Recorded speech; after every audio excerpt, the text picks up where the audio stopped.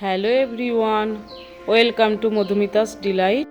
আজ বানাবো কাঁচা আমের শরবত। খুবই সুস্বাদু আর মনোরম একটা পানীয়। আম কোনোভাবে পোড়াতেও হবে না আর সেদ্ধ করার কোনো ঝামেলাও থাকবে না, খুবই সহজ পদ্ধতিতে। তাহলে দেখে নিই। একটা মাঝারি সাইজের আম খোসা ছাড়িয়ে ভিতরের আঁটি ফেলে দিয়ে ছোট টুকরো করে কেটে নেওয়া। আমগুলো একটা মিক্সার জারের মধ্যে দেব। হাফ চামচ বিট নুন দেব, 2 চামচ চিনি দেব, 1/3 চামচ গোলমরিচের গুঁড়ো দেব আর কয়েকটা বরফ কুচি দেব। মিক্সিটা ঢাকা দিয়ে 5 মিনিট খুব ভালোভাবে চালিয়ে নিয়ে আমটা একদম বেটে যখন পেস্ট হয়ে যাবে বন্ধ করে দেব।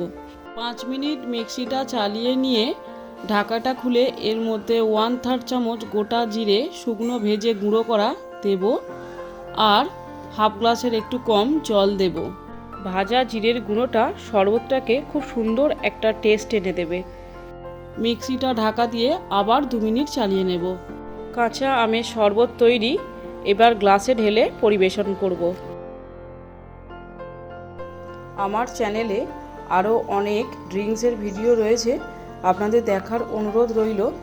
আজকে ভিডিও এতটুকুই। ভিডিওটি ভালো লাগলে এটি লাইক ও শেয়ার আর আমার চ্যানেল মধুমিতাস ডিলাইট সাবস্ক্রাইব ও পাশের বেল আইকনটিও প্রেস করার অনুরোধ রইল। তাহলে আমি যখনই ভিডিও আপলোড করব আপনাদের মধ্যে নোটিফিকেশান পৌঁছে যাবে। আবারও দেখা হবে পরবর্তী কোনো ইন্টারেস্টিং ভিডিওতে।